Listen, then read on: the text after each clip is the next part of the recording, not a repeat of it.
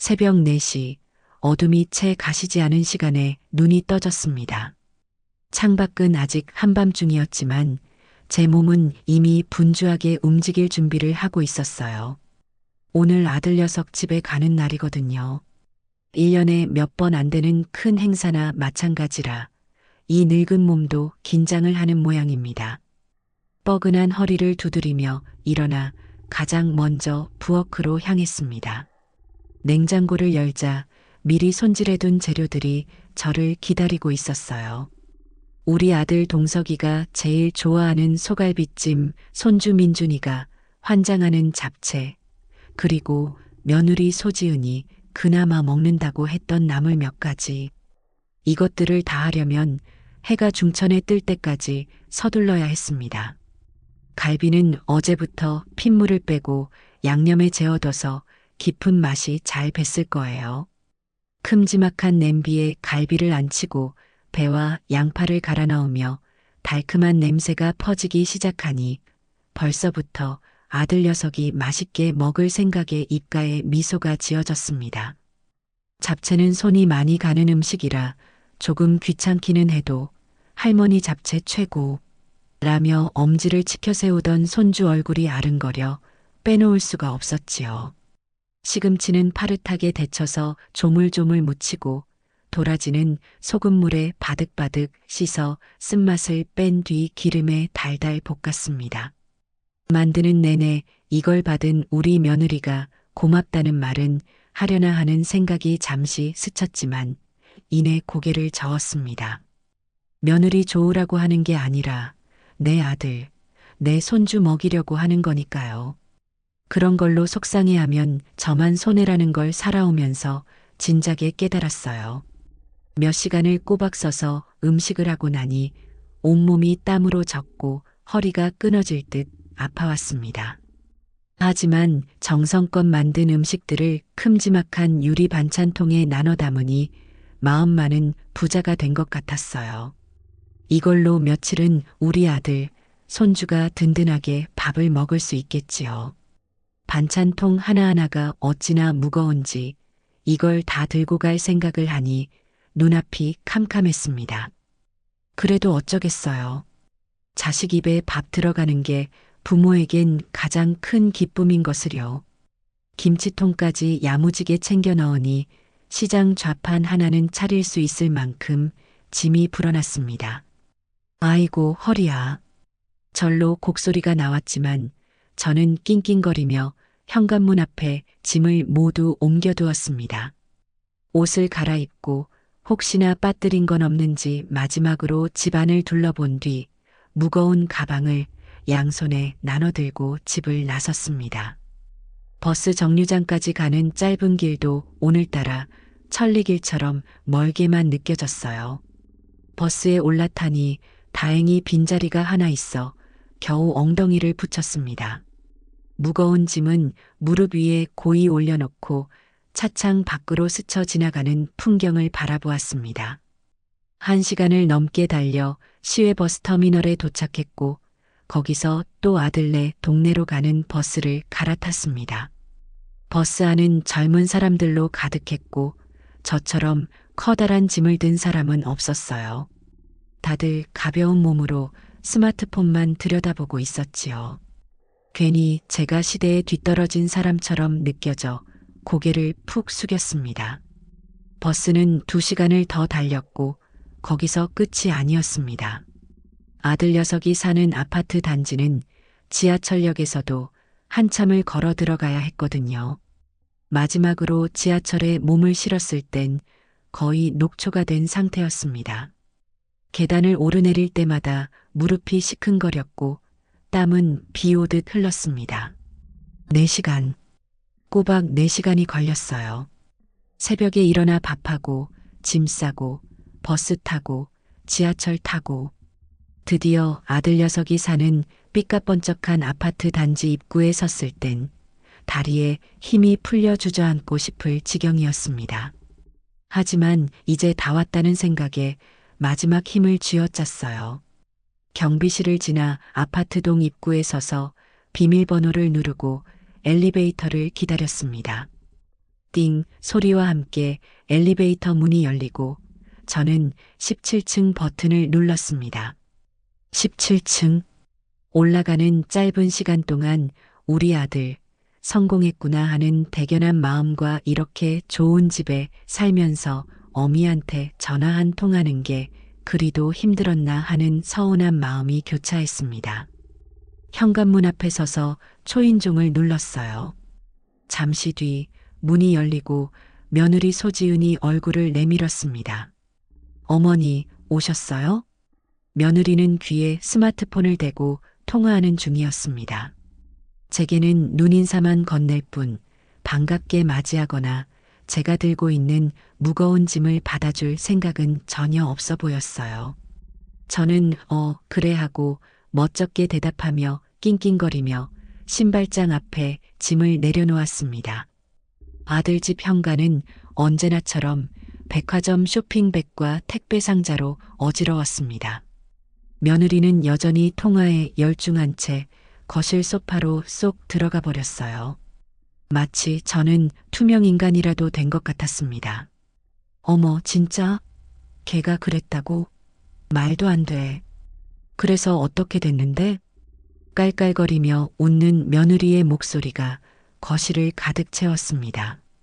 저는 신발을 벗고 거실로 들어섰지만 며느리는 제게 눈길 한 번 주지 않았어요. 저는 어디 앉아야 할지도 몰라 잠시 뻘쭘하게 서 있었습니다. 손주 민준이는 학원에 갔는지 보이지 않았고요.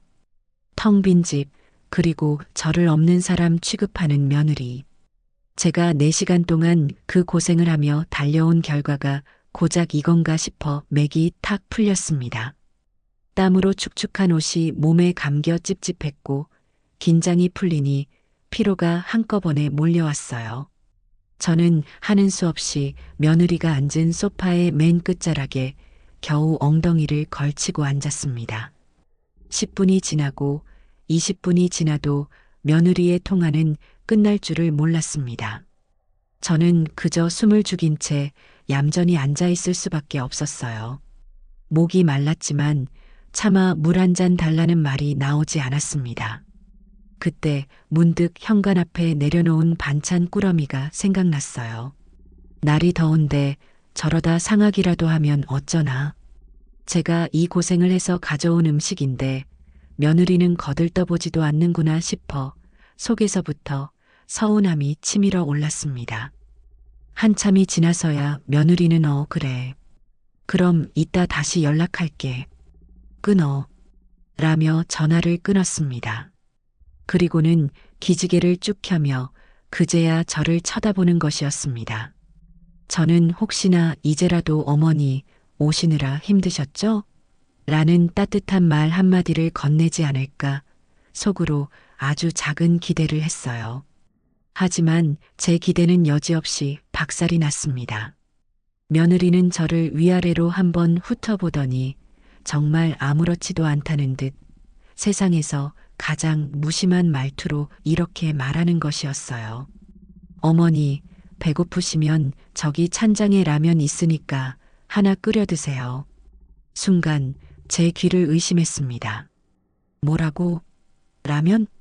4시간을 달려온 시어머니에게, 그것도 2손 가득 반찬까지 만들어 온 사람에게 고작 한다는 소리가 라면을 끓여 먹으라니. 머릿속이 하얘지면서 서러움과 분노가 동시에 치밀어 올랐습니다. 온몸의 피가 거꾸로 솟는 기분이었어요. 4시간 동안의 고생, 새벽부터 음식을 만들던 정성, 그 모든 것이 한순간에 부정당하는 느낌이었습니다. 헛웃음이 나왔습니다. 그래, 소지은. 너는 나를 딱 그 정도로 생각하는구나. 4시간을 걸려 너희 집에 온 시어머니를 배고프면 라면이나 알아서 끓여 먹는 그런 존재로. 저는 아무 말도 하지 않았습니다. 화를 내거나 서운함을 토로하지도 않았어요. 그럴 가치도 없는 상대라는 생각이 들었기 때문입니다. 대신 제 마음속에서는 아주 차가운 결심 하나가 생겨나고 있었어요. 그래, 좋다. 라면이라. 아주 좋은 생각이야. 저는 속으로 칼을 갈기 시작했습니다. 너는 오늘 아주 큰 실수를 한 거다, 며느라가. 이 김성수는 평생을 참고만 살아온 사람이 아니거든. 너는 나에게 모욕을 줬고 나는 반드시 오늘 이 모욕을 똑같이, 아니 몇 배로 갚아줄 것이다. 저는 조용히 자리에서 일어나 부엌으로 향했습니다. 정말로 라면을 끓이기 위해서가 아니었어요. 앞으로 펼쳐질 제 복수국의 무대를 찬찬히 눈에 담아두기 위해서였습니다. 부엌으로 들어선 저는 찬장을 열었습니다. 그 안에는 온갖 종류의 유기농 과자와 값비싼 수입 파스타면, 아이를 위한 건강 간식들이 보기 좋게 정리되어 있었어요. 그리고 그 구석에 마치 없는 물건 취급을 받는 것처럼 먼지가 살짝 내려앉은 라면 5개짜리 묶음이 처박혀 있었습니다. 아마 마트에서 묶음 할인을 할 때 구색 맞추기로 사다 놓은 것이겠지요. 저는 그 중 하나를 꺼내 들었습니다. 아주 기본적인 대한민국 사람이라면 누구나 아는 그 빨간 봉지의 라면이었어요. 냄비를 꺼내 물을 받고 가스레인지 위에 올렸습니다. 텅 빈 냄비 안으로 물이 채워지는 소리가 텅 빈 제 마음을 울리는 것 같아 씁쓸했습니다. 가스레인지의 파란 불꽃이 냄비 바닥을 핥기 시작하는 것을 보면서 저는 생각에 잠겼습니다. 제가 제 시어머니를 모셨을 때가 떠올랐어요. 넉넉하지 않은 살림에도 시어머니가 오신다고 하면 며칠 전부터 장을 보고 가장 좋은 재료로 국을 끓이고 밥을 지었습니다. 행여나 입맛에 맞지 않으실까, 불편한 점은 없으실까 노심초사하며 정성을 다했어요. 그것이 며느리의 도리이고 어른에 대한 예의라고 배웠기 때문입니다. 그런데 지금 이 집의 며느리는 4시간을 달려온 시어머니에게 라면을 끓여 먹으라고 합니다. 시대가 변했다고들 하지만 이건 시대의 변화가 아니라 인간의 도리에 관한 문제였어요. 보글보글 물이 끓기 시작하자 저는 라면과 건더기 수프, 분말 수프를 차례로 넣었습니다. 딱히 더 넣을 만한 것도 없었어요. 냉장고를 열어볼까 생각도 했지만 그만두었습니다. 며느리가 베푸는 호의를 있는 그대로 받아주기로 마음먹었으니까요. 저는 그저 레시피에 적힌 그대로 정확히 4분 30초를 더 끓였습니다. 마치 중요한 의식을 치르는 사람처럼요. 이 라면은 단순한 한 끼 식사가 아니었습니다. 제게는 모욕의 증거이자 다가올 복수의 서막이었으니까요. 젓가락으로 면발을 한번 휘저으니 익숙한 라면 냄새가 확 풍겨왔습니다. 분명 맛있는 냄새인데도 어쩐지 속이 메스꺼웠어요. 다 끓인 라면을 그릇에 옮겨 담았습니다. 흔한 파 한 줄, 계란 하나 들어가지 않은 그야말로 봉지 속 내용물만으로 이루어진 라면 한 그릇. 저는 그걸 들고 식탁에 앉았습니다. 며느리는 여전히 소파에 비스듬히 누워 스마트폰 화면에서 눈을 떼지 않고 있었어요. 제가 라면을 먹든 말든 아무런 관심도 없어 보였습니다. 저는 후루룩 소리를 내며 면을 입안으로 가져갔습니다.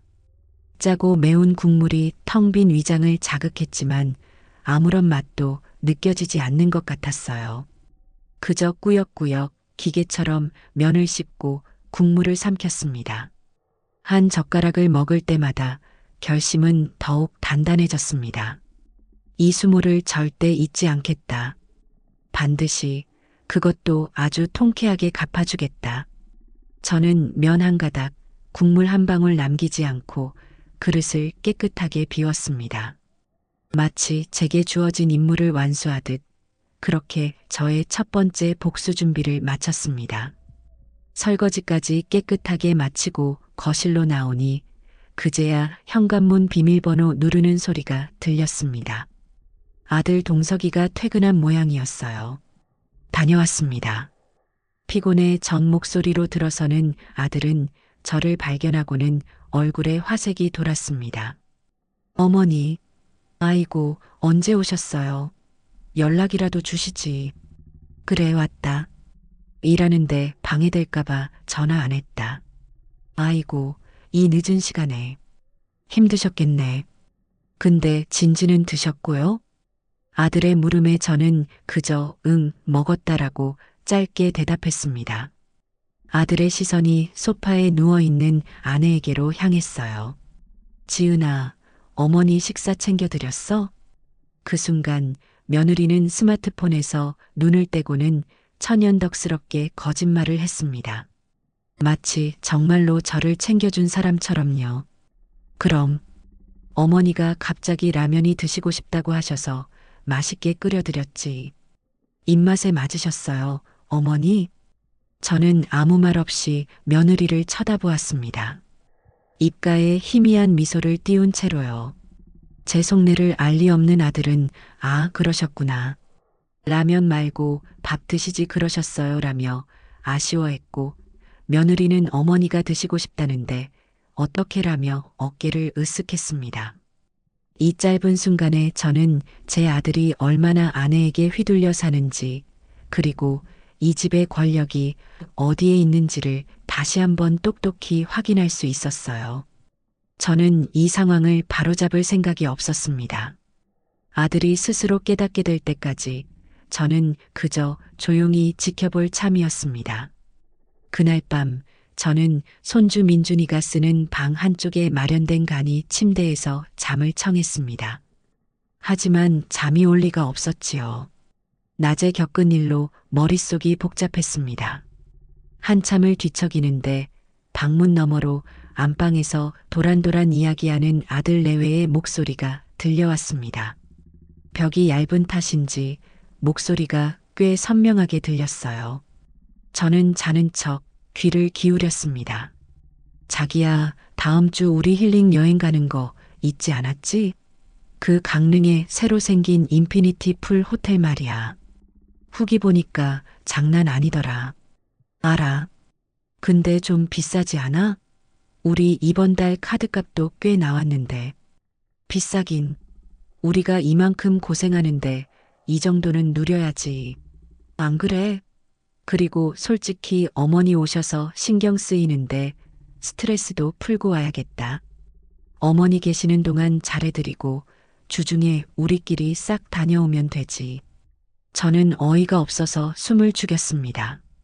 시어머니가 와서 신경이 쓰이니 그걸 풀기 위해 호화로운 여행을 가야 한다는 논리는 대체 어디서 나오는 걸까요? 시어머니에게는 라면 한 그릇을 던져주면서 자신들은 수십만 원짜리 호텔에서 힐링을 하겠다는 그 뻔뻔함에 치가 떨렸습니다. 아들의 목소리가 다시 들렸어요. 그래도 어머니 혼자 집에 계시는데 우리가 여행 가는 건 좀 그렇지 않을까? 뭐가 그래? 어머니도 며칠 쉬시다 가시면 되는 거고 우리는 우리 인생 즐기는 거지. 자기야, 생각 좀 해봐. 거기 스파랑 마사지도 패키지에 포함되어 있대. 저녁에는 바비큐 파티도 하고 완전 최고급 코스라고. 며느리의 들뜬 목소리를 들으며 저는 어둠 속에서 주먹을 꽉 쥐었습니다. 그래, 너희는 너희 인생을 즐겨라. 최고급 코스로. 나는 내 방식대로 내 인생을 즐겨주마. 너희가 그토록 소중히 여기는 것들을 이용해서 아주 제대로. 그들의 대화는 저의 복수심에 기름을 붓는 격이었습니다. 다음 날 아침 저는 아무 일도 없었다는 듯이 평소와 같이 일어났습니다. 며느리는 제가 가져온 반찬들을 꺼내 아침상을 차렸어요. 참으로 아이러니한 풍경이었습니다. 제가 해온 갈비찜을 접시에 담는 며느리의 모습을 보며 저는 속으로 웃었습니다. 아침 식사를 하는 동안 아들은 회사 대출금 이자가 또 올랐다며 한숨을 쉬었습니다. 바로 그때라고 생각했어요. 저는 밥숟가락을 내려놓고 아주 인자하고 안쓰럽다는 표정을 지으며 입을 열었습니다. 동서가, 지은아, 너희 사는 거 보니 안쓰러워서 말이다. 두 사람의 시선이 제게로 향했습니다. 저는 최대한 슬픈 목소리로 말을 이었어요.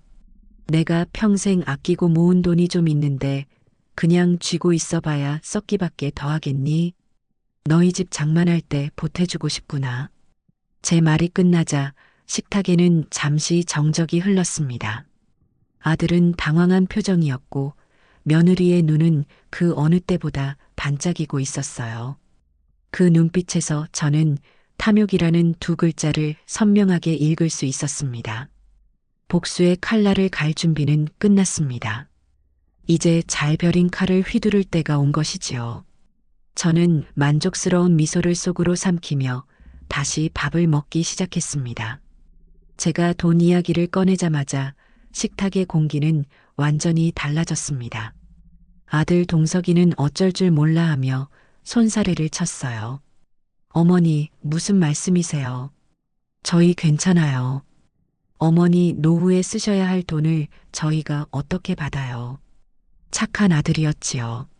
하지만 옆에 앉은 며느리의 생각은 전혀 달라 보였습니다.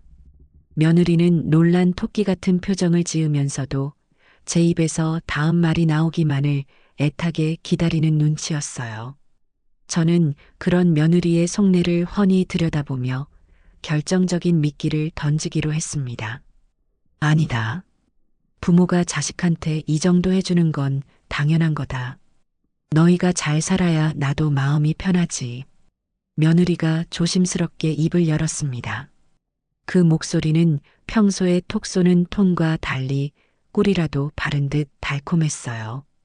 어머님 정말이세요? 저희야 주시면 너무 감사하지만 그래도 괜찮으시겠어요? 저는 고개를 끄덕이며 마치 큰 비밀을 알려주듯 목소리를 낮춰 말했습니다.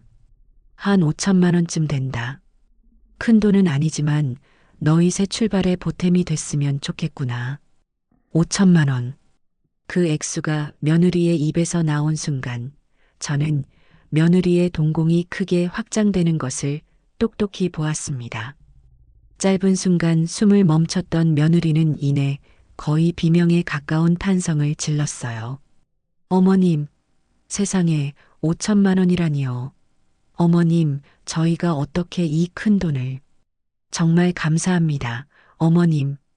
며느리는 자리에서 벌떡 일어나 제 옆으로 오더니 제 손을 덥석 잡았습니다. 그 손은 미세하게 떨리고 있었어요. 흥분을 감추지 못하는 모습이었습니다. 그때부터였을까요? 며느리 소지은의 경이로운 연기가 시작된 것은 호칭부터가 어머니에서 어머님으로 아주 콧소리가 잔뜩 섞인 채로 바뀌었습니다. 태도는 또 어떻고요? 식사가 끝나자마자 어머님 아무것도 하지 마세요. 제가 다 할게요. 라며 쏜살같이 일어나 설거지를 시작했습니다. 어제 저에게 라면을 끓여 먹으라고 했던 사람과 동일 인물이 맞나 싶을 정도였어요.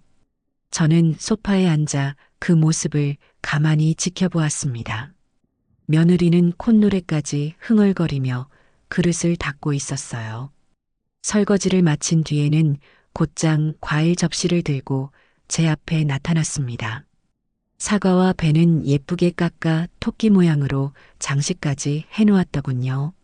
어머님, 과일 좀 드세요. 제가 제일 예쁜 걸로 골라왔어요. 그래, 고맙다. 제가 과일을 한 입 베어 무니 며느리는 제 등 뒤로 가서는 어깨를 주무르기 시작했습니다. 어머님 오시느라 힘드셨죠? 제가 안마해 드릴게요. 어깨가 많이 뭉치셨네. 저는 가증스러운 그 행동을 말없이 받았습니다. 제 어깨를 주무르는 손길에서는 돈 냄새가 나는 것 같았어요. 5천만 원짜리 안마는 이런 기분일까요?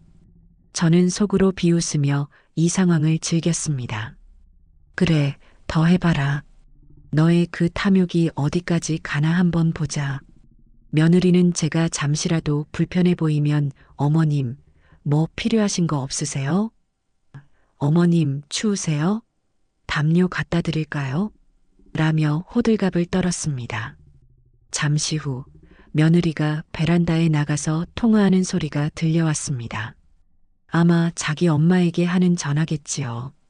저는 못 듣는 척 TV 소리를 조금 더 키웠지만 며느리의 흥분한 목소리는 그 소리를 뚫고 제 귀에 정확히 박혔습니다. 엄마, 대박이야. 시어머니가 글쎄 우리한테 5천만 원을 주신대. 진짜로? 진짜라니까. 우리 이제 이 답답한 집 말고 더 넓은 데로 이사 갈 수 있겠어. 응, 갑자기 왜 그러시는지는 모르겠는데 아무튼 완전 웬 떡이야. 아, 그래서 말인데 다음 주에 강릉 가기로 한 거 취소해야 할 것 같아. 시어머니가 돈 주시기 전에 점수 좀 팍팍 따놔야지. 그렇군요. 저에게 잘 보이는 것이 그 값비싼 힐링 여행보다 더 중요해진 것이지요. 돈의 위력이란 참으로 대단했습니다. 사람을 저렇게 순식간에 바꿔놓으니까요.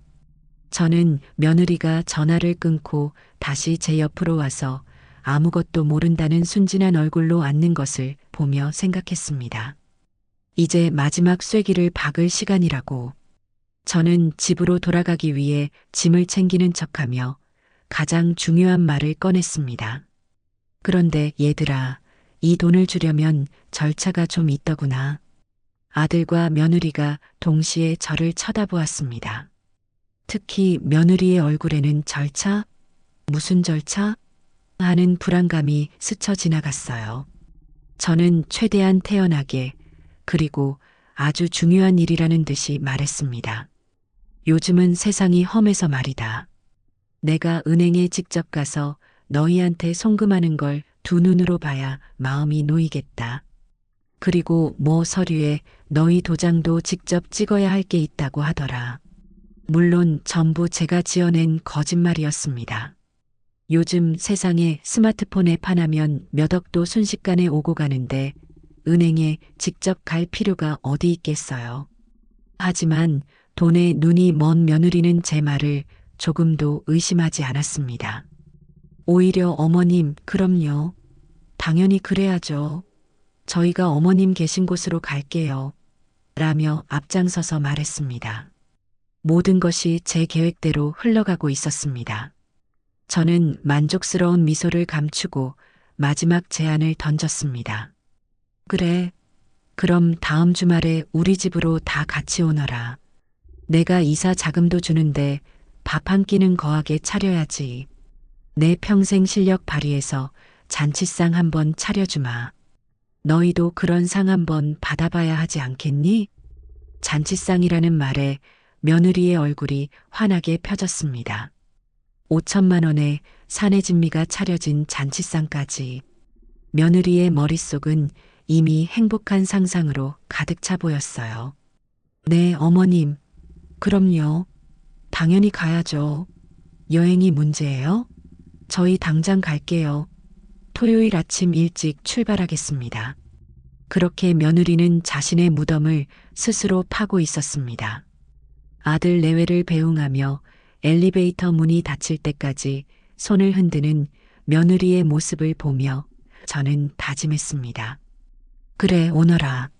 내가 너희를 위해 아주 특별한 평생 잊지 못할 잔치상을 차려놓고 기다리고 있으마. 그 상을 받고 너희가 어떤 표정을 지을지 벌써부터 기대가 되는구나. 저는 차가운 미소를 지으며 집으로 돌아섰습니다. 아들네 집에서 돌아온 저는 며칠 동안 아주 바쁘게 지냈습니다. 복수 계획을 구체적으로 다듬고 필요한 것들을 하나씩 준비해야 했으니까요. 가장 먼저 한 일은 제 오랜 친구이자 이 세상에서 저를 가장 잘 아는 옥자 언니에게 전화를 건 것이었습니다. 언니는 젊어서부터 저와 동네에서 같이 고생하며 아이들을 키운 친자매나 다름없는 사이였어요. 따르릉 몇 번 신호가 가자마자 옥자 언니의 카랑카랑한 목소리가 들려왔습니다. 성순이냐? 웬일이야, 이 시간에? 언니 나야. 시간 좀 괜찮아? 할 말이 많아서. 저는 자초지종을 모두 설명했습니다. 새벽부터 일어나 음식을 싸들고 4시간을 달려간 이야기, 저를 투명인간 취급하던 며느리의 태도, 그리고 결정적으로 라면이나 끓여 드세요라고 했던 그 모욕적인 한마디까지요. 제 이야기가 길어질수록 수화기 너머 옥자 언니의 숨소리가 거칠어지는 것이 느껴졌습니다. 미친 거 아니야, 그거? 세상에, 지 애미한테도 그럴까? 사람을 어떻게 보고. 그러게 말이야. 그래서 내가 폭발 직전까지 갔다가 겨우 참았어. 참기는 뭘 참아. 그런 것들은 머리채를 잡고 흔들어서 아주 밥상머리 교육부터 다시 시켜야 해. 옥자 언니는 저보다 더 흥분해서는 길길이 날뛰었습니다. 저는 그런 언니를 진정시키며 제 계획을 이야기해 주었어요.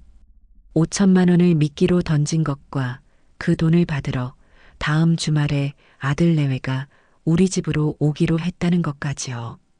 제 계획을 다 들은 옥자 언니는 잠시 말이 없더니 이내 아주 통쾌하다는 듯이 웃음을 터뜨렸습니다.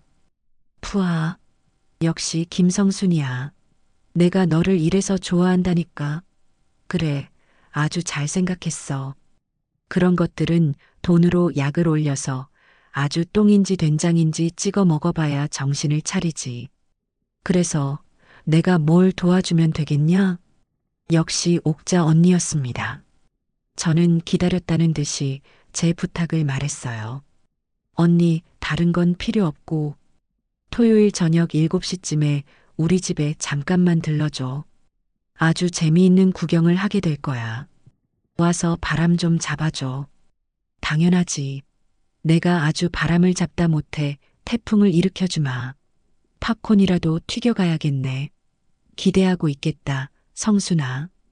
든든한 지원군을 얻은 저는 마음이 한결 가벼워졌습니다. 이제 무대 장치를 준비할 차례였어요. 그 주 내내 제 휴대전화는 잠잠할 날이 없었습니다. 바로 며느리 소지은의 전화 때문이었지요.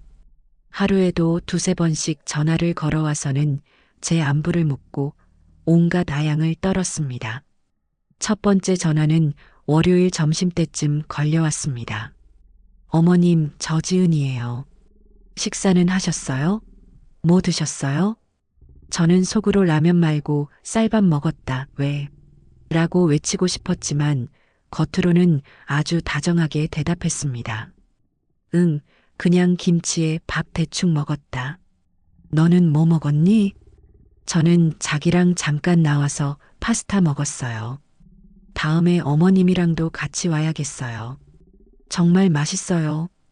파스타라는 말에 헛웃음이 나왔지만 저는 그래, 그러자라며 상냥하게 전화를 끊었습니다.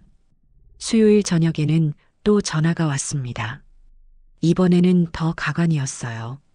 어머님, 주말에 뭐 특별히 드시고 싶은 거 있으세요? 저희가 장봐 갈까요? 어머님 회 좋아하시죠? 아니면 한우는요? 모든 말씀만 하세요. 저는 속으로 너는 나한테 라면 하나 줬으면서 바라는 건 참 많다라고 생각하며 혀를 찼습니다. 그리고는 며느리의 기대감을 최고조로 끌어올리기 위해 이렇게 말했지요. 아니다, 됐다.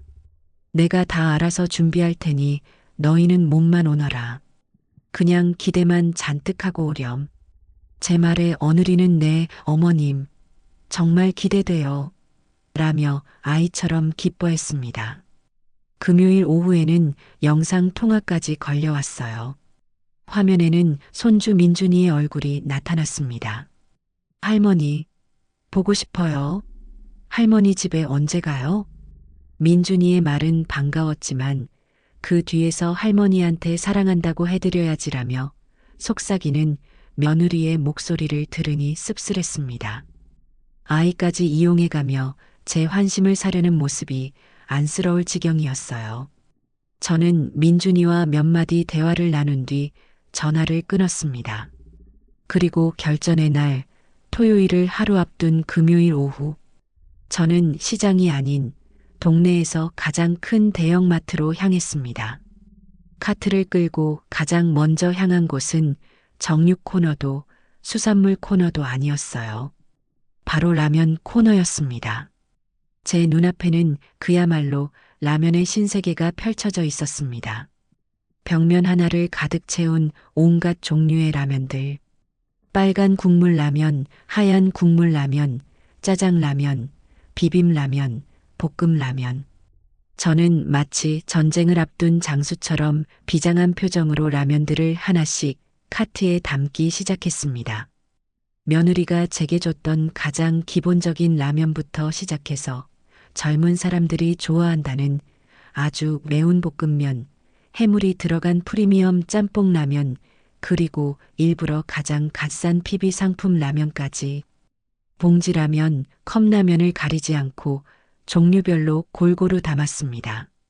제 카트가 라면 상자로 가득 차는 것을 보며 마트 직원들과 다른 손님들이 힐끔힐끔 쳐다봤지만 저는 전혀 신경 쓰지 않았어요.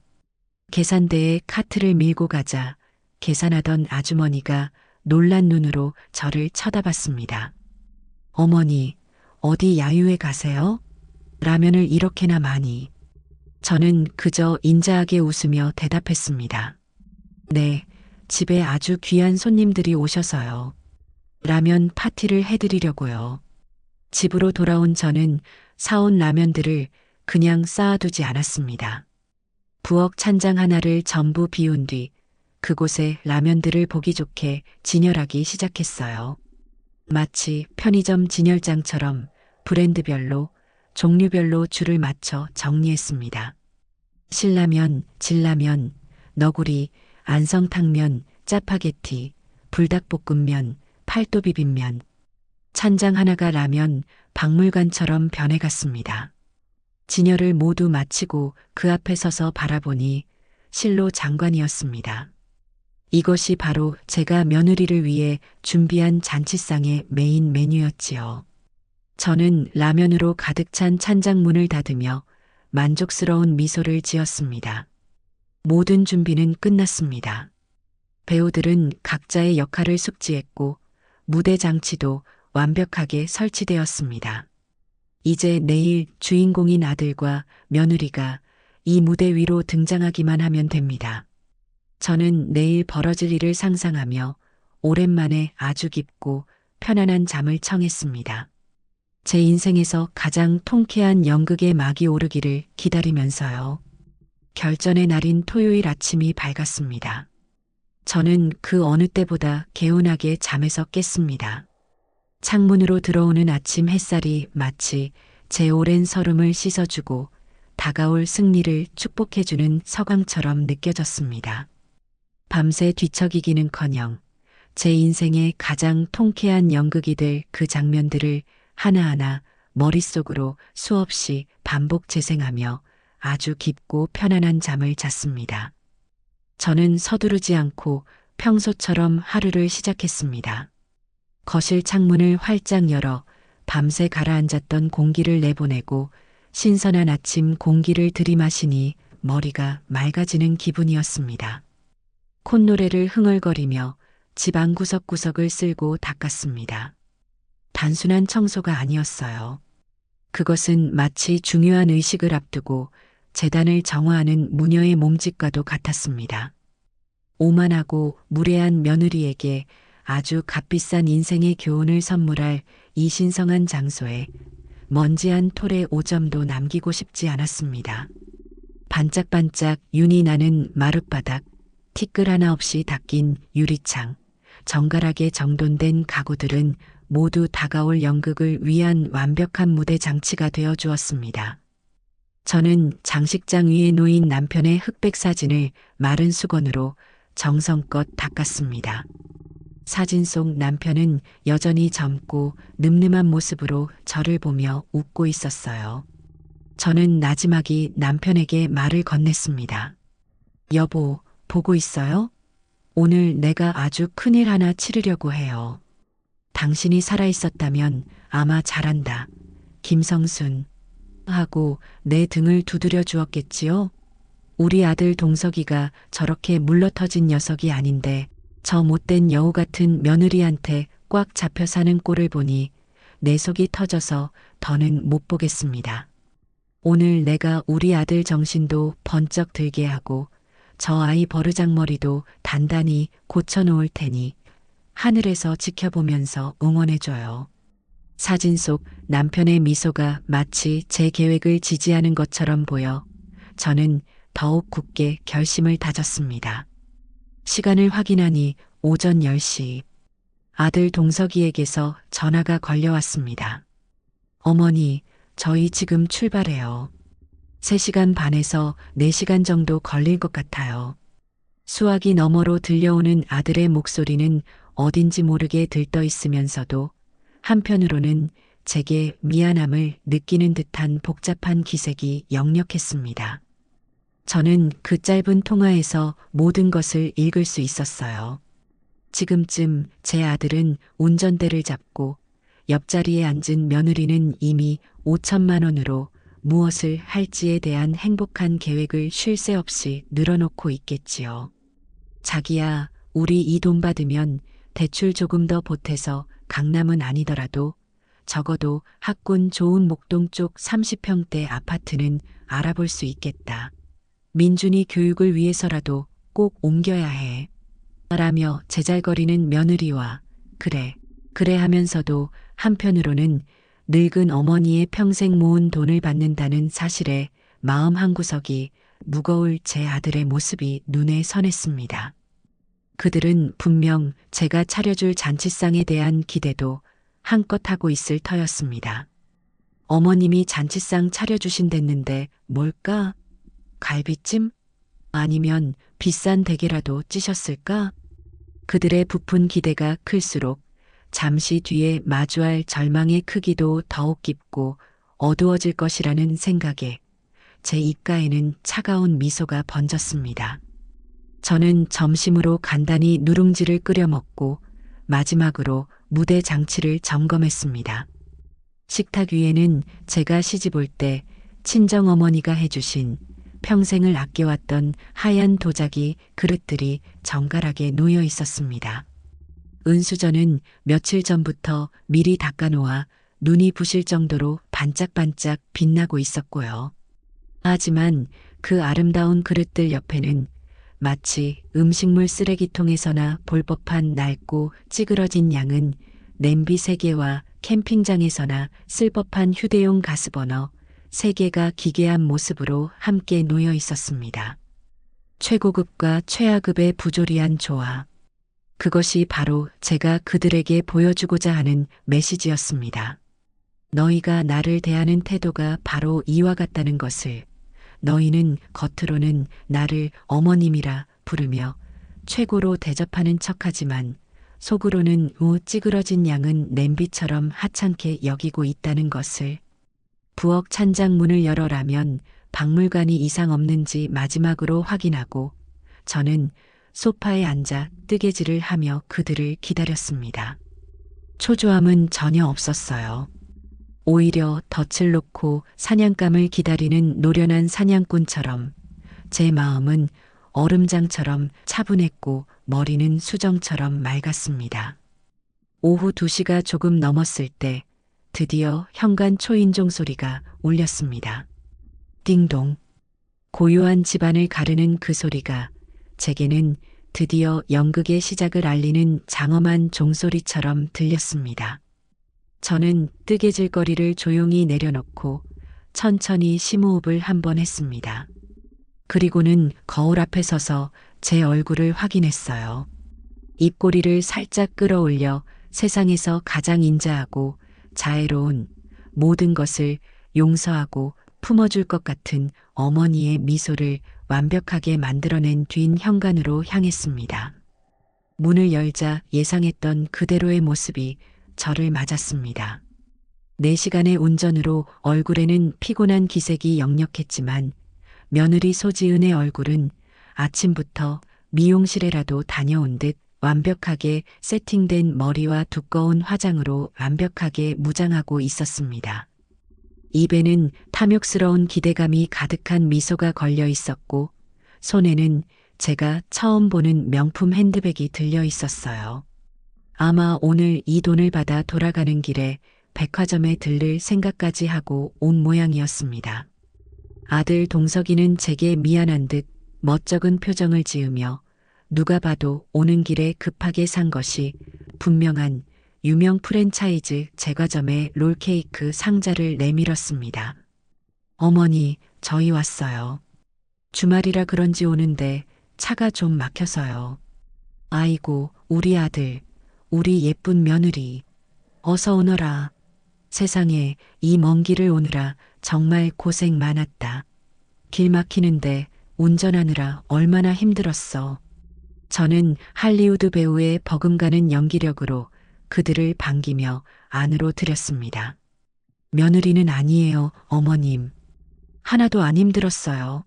라고 말하면서도 집 안으로 들어서자마자 개처럼 코를 킁킁거리기 시작했습니다. 갈비찜 냄새, 잡채 냄새, 혹은 그 어떤 맛있는 음식 냄새라도 찾아내려는 필사적인 몸짓이었지요. 하지만 집 안에는 제가 아침에 뿌려놓은 상쾌한 라벤더향 방향제 냄새 외에는 아무런 냄새도 나지 않았습니다. 며느리의 미간이 미세하게, 하지만 분명하게 찌푸려지는 것을 저는 놓치지 않았습니다. 어머님, 집이 정말 깨끗하네요. 향기도 좋고요. 그런데 저는 무슨 맛있는 냄새가 진동할 줄 알았는데 며느리가 애써 실망감을 감추며 말을 흐리자 저는 웃으며 대답했습니다. 너희 온다고 아침부터 대청소 좀 했지. 음식은 걱정 마라. 내가 손이 얼마나 빠른데. 금방 뚝딱 차려줄 테니 일단 거기 앉아서 물이라도 한 잔 마시면서 숨 좀 돌리렴. 저는 그들을 식탁으로 안내했습니다. 식탁 위에 펼쳐진 기이한 광경을 본 아들과 며느리의 표정에는 노골적인 당혹감이 스쳐 지나갔습니다. 어머님, 이게 다 뭐예요? 상차림이 꼭 샤브샤브라도 해주시려고요? 아들이 어색하게 웃으며 묻자 저는 고개를 저었습니다. 제 표정에는 의미심장한 미소가 걸려 있었어요. 아니다. 샤브샤브보다 훨씬 더 특별하고 귀한 걸 준비했지. 저는 그들에게 시원한 결명자차를 한 잔씩 따라주고는 잠시 어색한 침묵이 흐르도록 내버려 두었습니다. 그 침묵 속에서 저는 그들의 속마음을 읽고 있었습니다. 며느리는 이제 노골적으로 불안한 표정을 지으며 부엌 쪽을 힐끔거렸고 아들은 이 이해할 수 없는 상황을 어떻게든 무마해 보려는 듯 어머니, 요즘 건강은 어떠세요? 무릎 아프신 건 좀 괜찮으시고요? 같은 영양가 없는 질문들을 던져대기 시작했습니다. 바로 그때였어요. 더 이상 그들의 초조함을 내버려 두는 것은 예의가 아니라고 판단한 저는 자리에서 일어나 연극 배우가 무대 중앙으로 걸어가듯 비장하게 부엌으로 향했습니다. 그리고는 마치 아주 중요한 대사를 읊는 것처럼 안타깝다는 듯한 목소리로 말했지요. 아이고, 내가 정말 정신이 없네. 너희가 굶주린 배를 붙잡고 여기까지 왔는데 오늘 잔치의 제일 중요한 하이라이트라고 할 수 있는 메인 요리를 빼먹었구나. 정말 미안하다. 잠깐만 기다리렴. 금방 가져다 줄게. 저는 부엌 찬장문을 활짝 열었습니다. 그 안을 가득 채운 오색 찬란한 라면, 봉지들이 마치 판도라의 상자가 열리듯 그 흉측하고도 아름다운 모습을 드러냈습니다. 저는 그 중에서 가장 크고 화려한 마치 명절 선물 세트처럼 포장된 박스 2개를 꺼내 들었습니다. 안에는 대한민국에서 판매되는 거의 모든 종류의 라면들이 빈틈없이 빼곡하게 담겨 있었지요. 저는 그 박스들을 양손에 들고 개선장군처럼 당당하게 식탁으로 돌아와 쿵 하는 집 전체가 울릴 것 같은 큰 소리가 나도록 내려놓았습니다. 아름다운 도자기 그릇과 반짝이는 은수저, 그 옆에 놓인 찌그러진 양은 냄비와 휴대용 버너, 그리고 그 가운데 산처럼 쌓인 라면 박스들. 이 완벽하게 부조리하고 기괴한 조합을 마주한 아들과 며느리는 마치 메두사라도 마주한 것처럼 그 자리에 그대로 굳어버렸습니다. 저는 그들의 얼굴을 차례로 훑어본 뒤 마지막으로 며느리 소지은에게 시선을 고정했습니다. 그리고는 제가 며칠 동안 거울을 보며 수백 번도 더 연습했던 그 대사를 제 인생 최고의 연기력으로 세상에서 가장 상냥하고 자애로운 목소리로 한 글자 한 글자 힘을 주어 내뱉었습니다.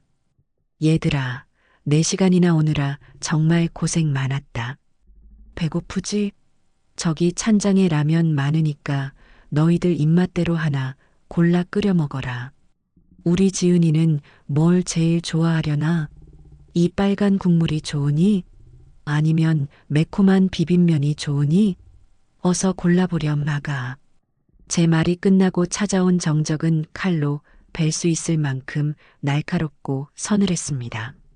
시계 초침이 움직이는 소리, 제 심장이 고동치는 소리 외에는 아무 소리도 들리지 않았어요. 아들 동석이는 상황 파악이 전혀 되지 않는 듯 제 얼굴과 식탁 위에 라면 상자를 번갈아 쳐다보며 구겨진 종이 인형처럼 앉아 있었습니다. 하지만 며느리 소지은은 달랐습니다.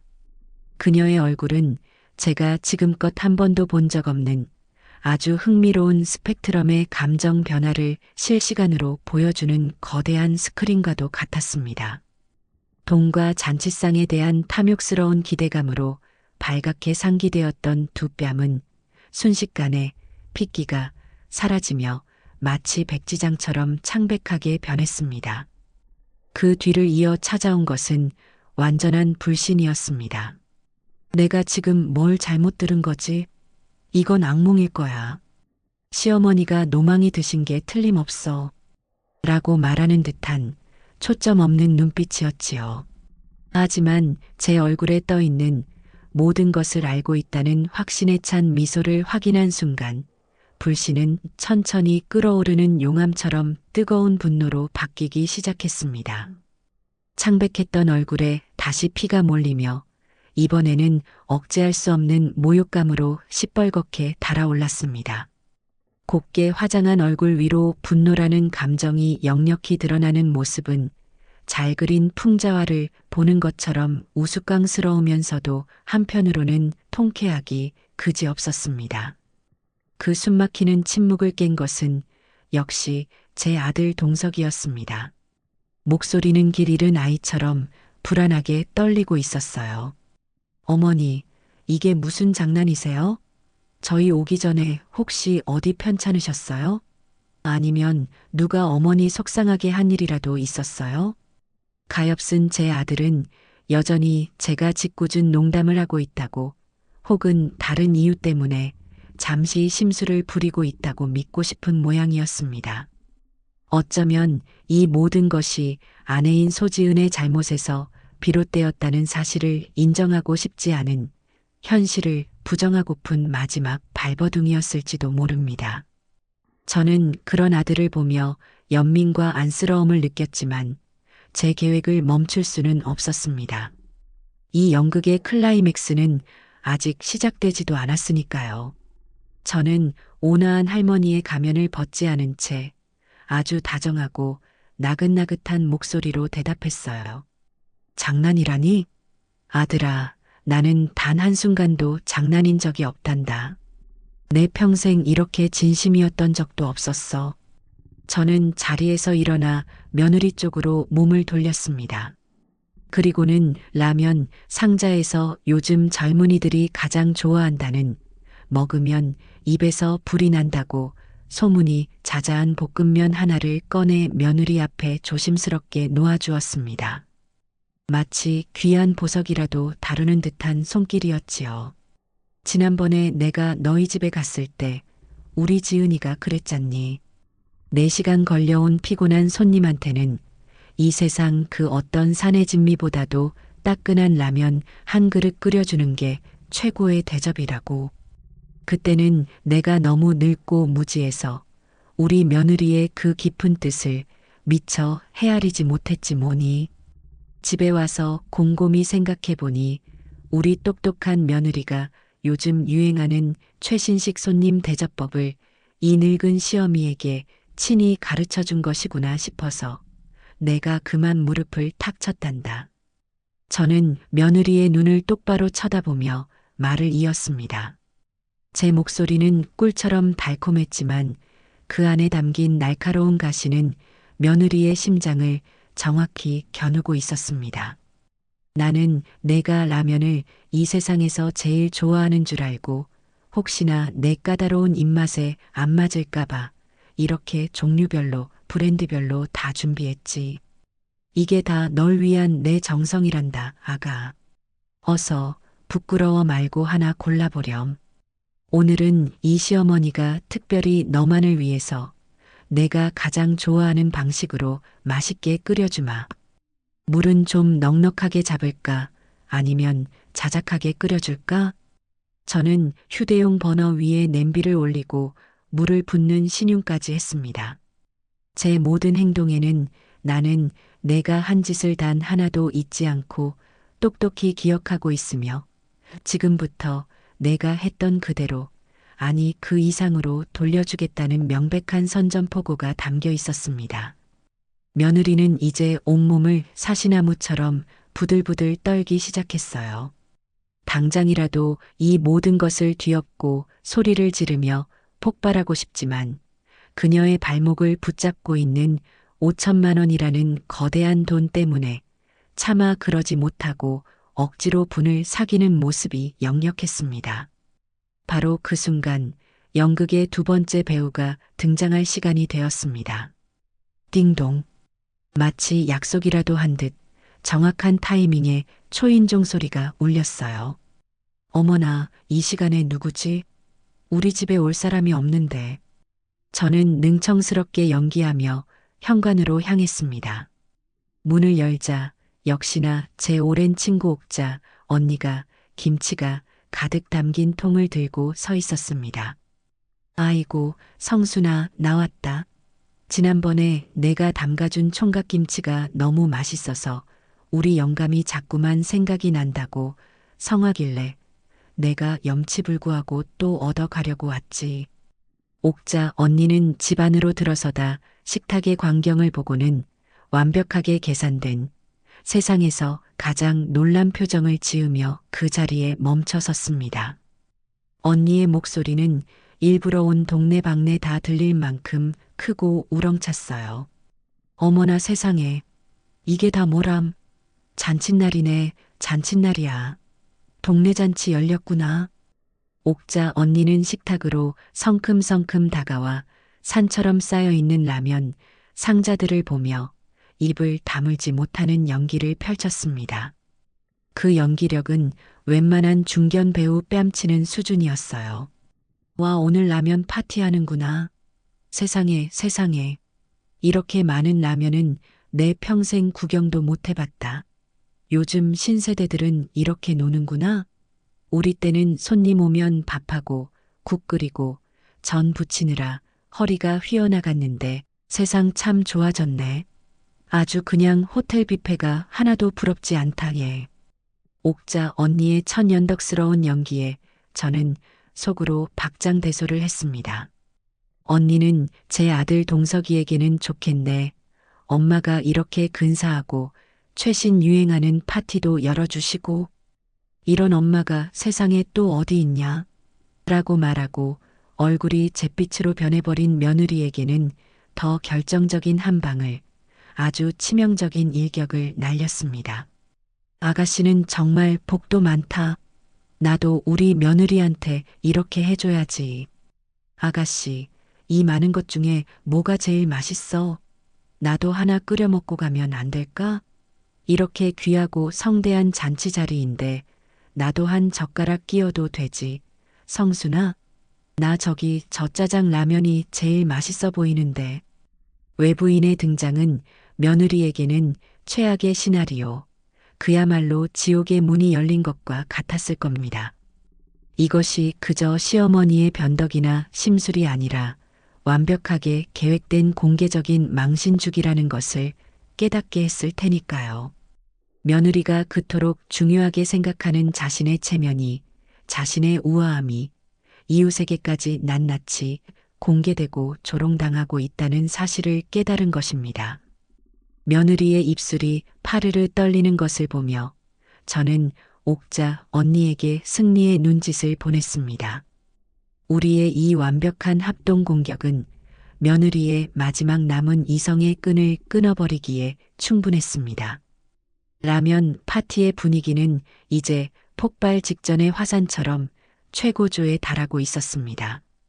옥자 언니의 활용점정과도 같은 대사에 며느리 소지은이 억지로 눌러 담고 있던 분노의 둑이 마침내 와르르 무너져 내렸습니다. 그녀는 용수철처럼 자리에서 벌떡 일어나며 손바닥으로 식탁을 세게 내리쳤고 텅 빈 양은 냄비들이 깡 하는 요란하고 천박한 소리를 내며 바닥으로 나뒹굴었습니다. 어머님, 며느리의 목소리는 그동안 제가 들어왔던 교양 있는 척 내숭을 떨던 어떤 목소리와도 달랐습니다. 그것은 날카롭다 못해 귀가 찢어질 듯한 히스테리가 가득 찬 비명이었습니다. 곱게 포장되어 있던 강남 사모님 같은 교양과 체면이라는 껍데기가 산산조각 나며 완전히 벗겨져 나간 날 것 그대로의 분노와 증오가 담긴 목소리였지요. 지금 저희를 뭘로 보시고 대체 무슨 생각으로 이런 유치하고 저급한 장난을 치시는 거예요? 사람이 어떻게 자기 자식한테 이럴 수가 있어요. 저희가 이딴 라면 쪼가리나 대접받으려고 그 지옥 같은 주말 고속도로를 4시간이나 운전해서 온 줄 아세요? 그녀의 눈에는 눈물이 그렁그렁 맺혀 있었지만 그것은 슬픔이나 뉘우침의 눈물이 아니었습니다. 자신의 계획이 수포로 돌아간 것에 대한 분함과 이웃 앞에서 망신을 당한 것에 대한 억울함, 그리고 감히 시어머니 따위가 자신을 조롱했다는 사실에 대한 참을 수 없는 분노가 뒤섞인 눈물이었습니다. 저는 조금도 동요하지 않고 의자에 등을 깊숙이 기댄 채 팔짱을 끼고 그녀의 발악을 조용히 아주 흥미롭게 감상했습니다. 며느리는 이제 제게서 어떤 희망도 발견할 수 없다고 느꼈는지 분노의 화살을 만만한 제 아들 동석이에게로 돌렸습니다. 당신은 뭐해?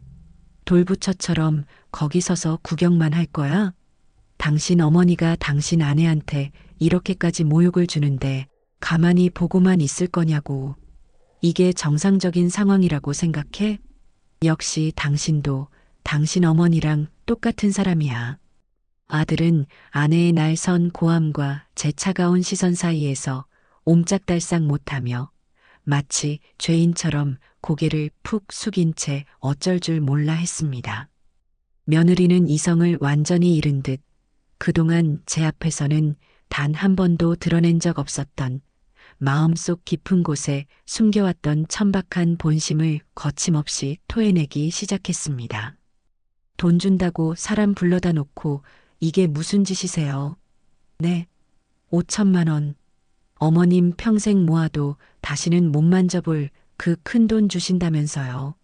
그래서 그 비싸고 좋은 강릉 호텔 예약도 제 친구들한테 그렇게 자랑했던 그 힐링 여행도 눈물을 머금고 취소하고 하나밖에 없는 당신 아들까지 대동해서 한 걸음에 정말 한 걸음에 달려왔는데 고작 이런 대접을 하세요?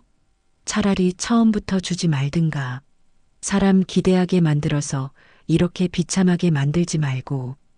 결국 돈 이야기가 나왔습니다. 제 귀에는 5천만 원이라는 단어가 유난히 크고 선명하게 들렸습니다. 저는 기다렸다는 듯이 입을 열었습니다. 이제까지의 상냥하고 인자한 할머니 가면은 산산조각 내어 던져버린 얼음장처럼 차갑고 강철처럼 단단한 목소리였습니다. 장난? 모욕? 비참? 내 입에서 그런 고상한 단어들이 나오니 참으로 우습고 기가 막히는구나. 저는 자리에서 천천히 일어나 사냥감을 몰아세우는 늙은 암사자처럼 며느리에게 한 걸음 다가섰습니다. 제 섯을 퍼런 기세에 눌린 며느리가 저도 모르게 한 걸음 뒤로 물러섰습니다. 내가 4시간을 걸려 갈비찜에 잡채, 도라지나물에 시금치나물, 내가 좋아하는 연근조림까지 내 허리가 부서져라 만들어 바리바리 싸들고 너희 집에 갔을 때 땀으로 온몸이 젖고 다리가 풀려 지쳐 소파에 앉아 있는 이 늙은 시어미에게 너는 뭐라고 했지? 어디 한번 내 입으로 직접 말해보거라. 제 서늘한 질문에 며느리의 얼굴이 백지장처럼 하얗게 질렸습니다. 저는 그녀가 대답할 틈도 주지 않고 그녀가 했던 말을 그대로 읊어주었습니다. 어머니, 배고프시면 저기 찬장에 라면 있으니까 하나 끓여 드세요. 바로 내가 나한테 똑같이 말했다. 그때는 시어머니에 대한 지극하고도 현대적인 효도 방식이었고 지금 똑같이 내가 당하니까 사람을 비참하게 만드는 저급하고 유치한 모욕이니 내 딴에는 너한테 배운 대로 이 시대의 가장 세련된 방식으로 최고의 대접을 해준 건데 내가 대체 무엇을 잘못했느냐? 너한테는 그게 예의고 나한테는 예의가 아니더냐? 아니면 나는 사람도 아니더냐? 제 말이 하나하나 쐐기처럼 박힐 때마다 제 아들 동석이의 표정은 점점 더 일그러져 갔습니다. 그제야 모든 퍼즐 조각이 완벽하게 맞춰지는 듯 했습니다. 그날 저녁 텅 빈 식탁에서 혼자 라면을 먹고 있던 어머니의 쓸쓸한 뒷모습, 라면이 갑자기 드시고 싶었다고 아주 맛있게 끓여드렸다고 천연덕스럽게 거짓말을 하던 아내의 얼굴. 아들은 모든 상황을 깨닫고는 깊은 충격과 참을 수 없는 부끄러움에 고개를 떨구었습니다. 저는 그런 아들에게로 시선을 돌렸습니다. 그리고 너 박동석, 너는 내 아들이다. 이 세상 누구보다 내 편이 되어 주어야 할 내 아들이라고. 내 어미가 그런 푸대접을 받는 것을 뻔히 보고도 내 아내의 새빨간 거짓말에 속아 그렇게 쉽게 넘어갔지. 아들이라면 그리고 한 여자의 남편이라면 그때 무엇이 잘못되었는지 무엇이 사람의 도리인지 제대로 바로잡았어야지. 그것이 내가 했어야 할 최소한의 도리였고 너의 가정을 지키는 길이었다. 아들은 어머니 제가 정말 죽을 죄를 지었습니다라며 기어들어가는 목소리로 사죄했지만 이미 버스는 떠난 뒤였습니다. 이제 이 잔혹한 연극의 마지막 대단원의 막을 내릴 시간이었습니다. 저는 깊은 한숨을 내쉬며 마치 아주 오랫동안 고민하여 어려운 결정을 내린 사람처럼 말했습니다. 아, 그리고 너희가 그토록 기다리던 그 5천만 원 말이다. 나는 정말로 내 모든 진심을 다해 너희를 위해 주려고 했다. 그 말에 꺼져가던 불씨처럼 며느리의 눈이 다시 희미하게 흔들렸습니다. 혹시나 하는 마지막 한 가닥의 희망, 그 동아줄을 놓지 못하는 가련한 모습이었어요. 저는 그 희망의 동아줄을 제 손으로 직접 아주 무자비하고 단호하게 끊어주기로 마음먹었습니다.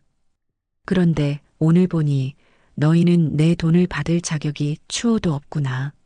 사람에 대한 최소한의 예의도 부모에 대한 아주 기본적인 공경도 없는 사람들에게 내 평생을 허리띠 졸라매며 아끼고 모은 피 같은 돈을 단 한 푼도 줄 수는 없지. 저는 창백하게 굳어버린 며느리를 향해 희미한 미소까지 지어 보이며 말했습니다. 내가 나한테 힐링이 필요하다고 했었지. 며느라가? 곰곰이 생각해보니 내 말이 100번 맞더구나. 평생 자식들 뒷바라지하느라 손발이 다 닳도록 고생한 나에게도 이제는 힐링이라는 것이 필요하겠어. 그래서 그 돈 5천만 원은 내가 내 힐링 여행 가는데 전부 쓰기로 오늘 아침에 마음먹었다. 내 덕분에 아주 좋은 생각을 했으니 참으로 고맙기 그지없구나. 어머니, 그건 안 됩니다. 며느리는 믿을 수 없다는 듯 저를 불렀지만 모든 것은 끝난 뒤였습니다. 저는 식탁을 턱짓으로 가리키며 말했습니다. 잔치상은 이걸로 끝났으니 이제 그만 돌아가 보거라. 갈 길이 4시간이나 되니 어두워지기 전에 서둘러야지. 저녁 시간이라 차가 더 막힐지도 모르겠구나. 저는 바닥에 나뒹구는 라면 봉지 하나를 주워 며느리에게 내밀었습니다. 아, 혹시 가는 길에 배고플지 모르니 여기 있는 라면이라도 몇 개 싸가려무나. 내가 너희에게 주는 마지막 선물이다. 제 말은 완벽한 승리 선언이자 그들에게 내리는 가장 가혹한 판결이었습니다. 돈도 명예도 체면도 그 무엇 하나 얻지 못한 채 완벽하게 패배한 며느리는 그 자리에 주저앉아 버릴 것만 같았습니다. 옥자 언니는 옆에서 통쾌하다는 표정을 감추지 못한 채 보란 듯이 아이고 속 시원하다 라고 중얼거렸고 제 아들은 죄인처럼 고개를 숙인 채 아무 말도 하지 못했습니다. 이 통쾌하고도 씁쓸하기 짝이 없는 라면 파티는 그렇게 저의 완벽한 승리로 막을 내리고 있었습니다. 제가 내린 마지막 판결은 그 자체로 완벽한 추방령이었습니다. 가서 라면이나 싸 가려무나라는 제 말은 그들이 그토록 원했던 5천만 원짜리 잔치상의 최종 메뉴였고 그들이 치러야 할 모욕의 대가였습니다. 며느리 소지은은 더 이상 아무 말도 하지 못했습니다. 분노로 타오르던 얼굴은 이제 모든 것을 잃은 사람처럼 잿빛으로 변해 있었고 넋이 나간 눈동자는 초점을 잃고 허공을 헤매고 있었어요. 제 아들 동석이는 죄인처럼 푹 숙인 고개를 들지 못했습니다. 그 아이의 어깨가 축 처진 것을 보니 아들로서의 죄책감과 남편으로서의 무력감, 그리고 한 인간으로서의 깊은 수치심이 그를 얼마나 짓누르고 있는지 느껴져 마음 한구석이 아려왔습니다. 하지만 저는 애써 그 연민을 외면했습니다. 지금의 이 혹독한 시련이 앞으로 제 아들이 더 단단한 사람이 되는데 꼭 필요한 성장통이 되리라 믿었기 때문입니다. 옥자 언니는 제 옆에서 보란 듯이 팔짱을 끼고 서서 그들이 쫓겨나는 모습을 끝까지 지켜보았습니다. 마치 이 연극의 모든 것을 관장하는 또 다른 연출가처럼요. 아들 내외는 아무것도 챙기지 못하고 마치 몽유병 환자처럼 비틀거리며 현관으로 향했습니다. 신발을 구겨 신고 문을 나서는 그들의 뒷모습은 전쟁에서 패하고 돌아가는 패잔병의 모습처럼 처량하기 짝이 없었습니다. 저는 옥자 언니와 함께 현관문 앞에 서서 그들이 엘리베이터를 기다리는 것까지 지켜보았습니다. 며느리는 끝내 제 쪽을 돌아보지 않았고 아들은 차마 제 얼굴을 마주할 용기가 없는지 벽만 쳐다보고 있었어요. 띵 소리와 함께 엘리베이터 문이 도착하자 옥자 언니는 그들의 등 뒤에 대고 마지막 결정타를 날렸습니다. 아가씨, 너무 서운해 마. 다음에 올 땐 내가 아주 기가 막히게 맛있는 김치라면 끓이는 법 가르쳐 줄게. 오늘 아주 큰 거 배우고 가네. 그 말을 들은 며느리의 어깨가 움찔하고 경련하는 것이 보였습니다. 엘리베이터 문이 닫히고 그들의 모습이 완전히 사라진 뒤에야 저와 옥자 언니는 서로를 마주보고 참았던 웃음을 터뜨렸습니다.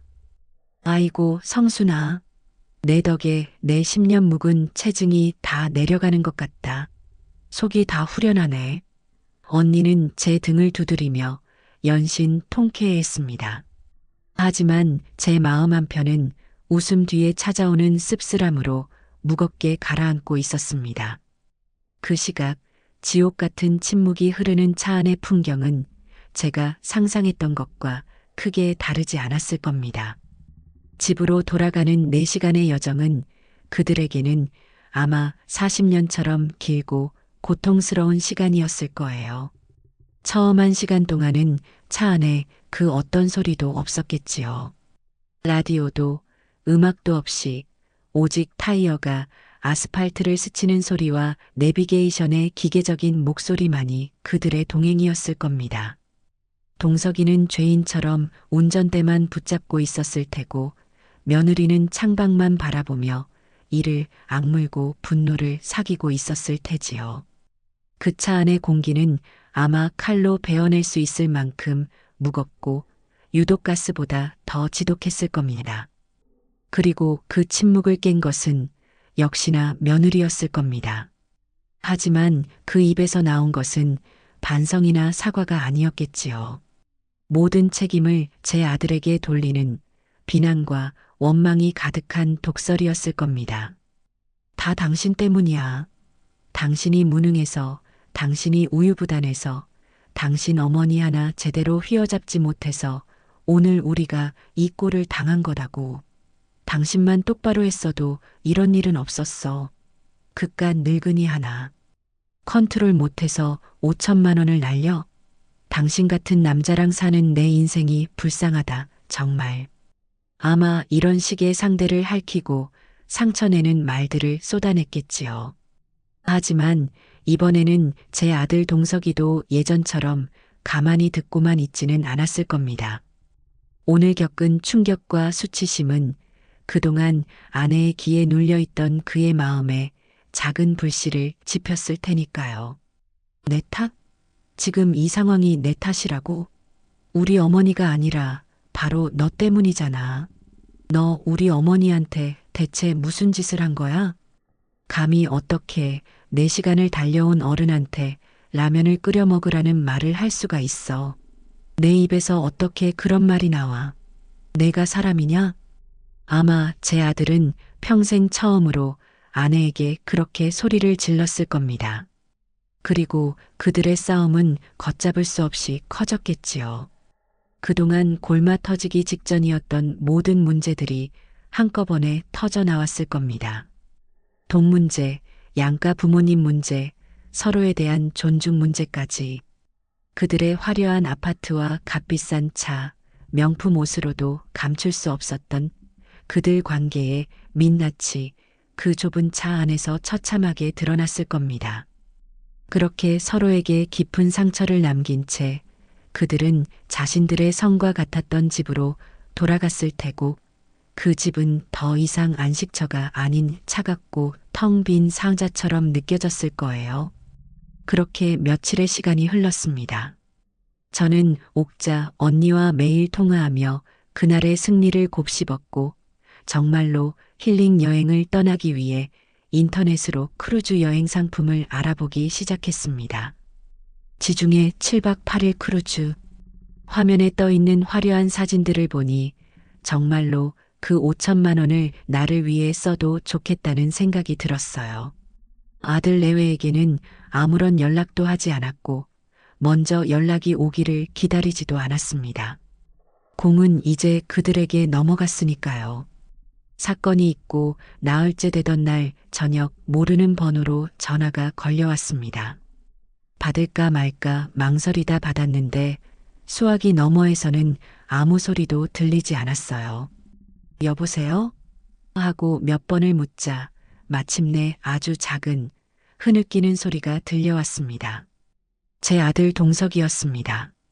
어머니, 저 동석이에요. 아들의 목소리는 완전히 무너져 있었습니다.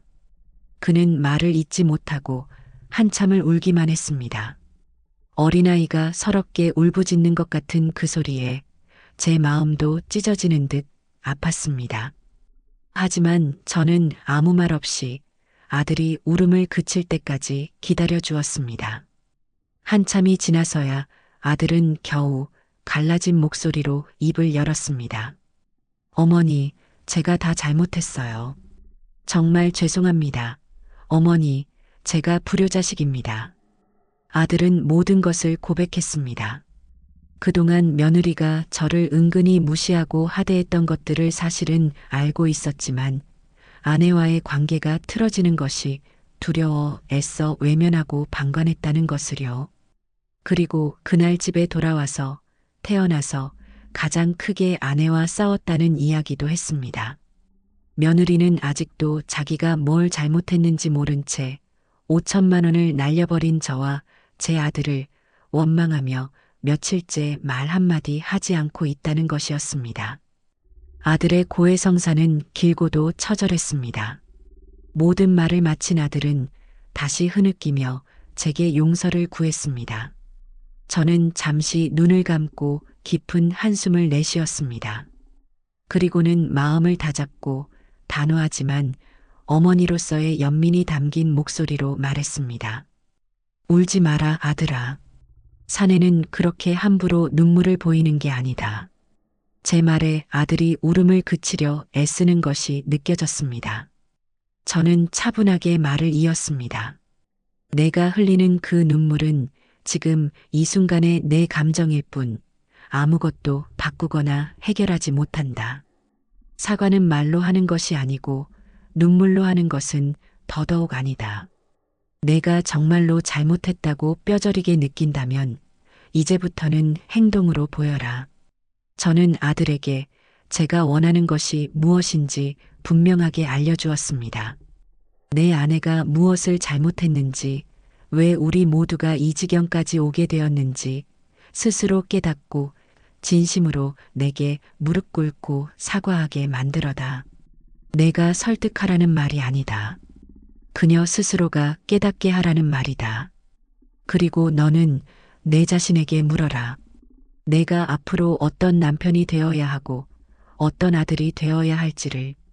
그 답을 찾아서 내 삶으로 증명해 보이기 전까지는 나도 너를 아들로 볼 생각이 없다. 내 가정을 바로 세우는 것은 내 몫이다, 동서가. 저는 그 말을 마지막으로 전화를 끊었습니다. 수화기를 내려놓는 제 손이 미세하게 떨리고 있었습니다. 아들에게 너무 가혹하게 말한 것은 아닐까 하는 생각도 잠시 들었지만 이내 고개를 저었습니다. 썩은 살을 도려내지 않고서는 새살이 돋아날 수 없는 법이니까요. 저는 거실 창가에 서서 어두워진 밤하늘을 바라보았습니다. 이제 이 길고 긴 싸움의 이막이 시작될 참이었습니다. 아들과의 통화 이후 저는 제 삶에 집중하기로 했습니다.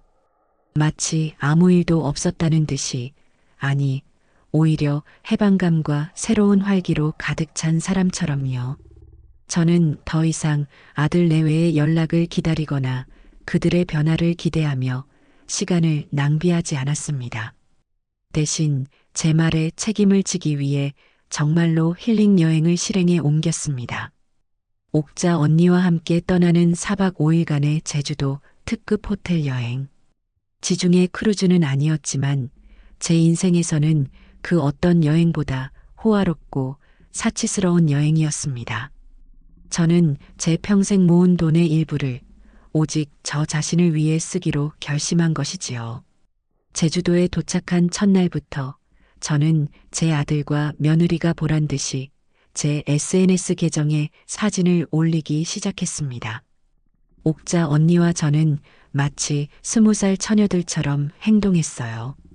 바다가 한눈에 내려다 보이는 통유리창이 있는 호텔 레스토랑에서 우아하게 칼질을 하며 와인을 마시는 사진, 최고급 스파에서 가운을 입고 나란히 누워 마사지를 받는 사진, 해변의 카페에 앉아 칵테일을 마시며 활짝 웃는 사진까지 모든 사진에는 저의 행복과 여유가 넘쳐 흘렀습니다.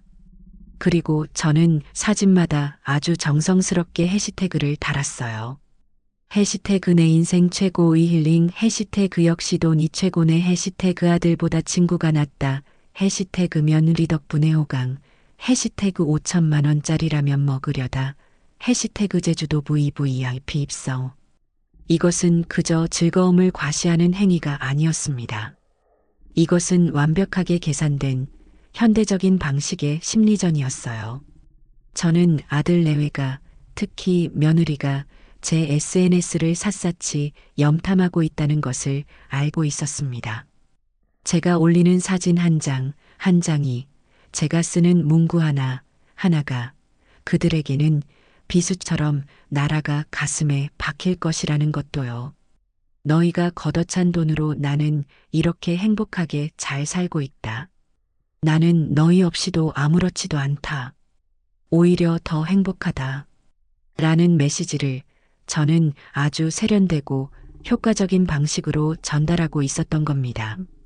여행 마지막 날 저는 옥자, 언니와 함께 제주시의 가장 유명한 흑돼지 식당에 갔습니다.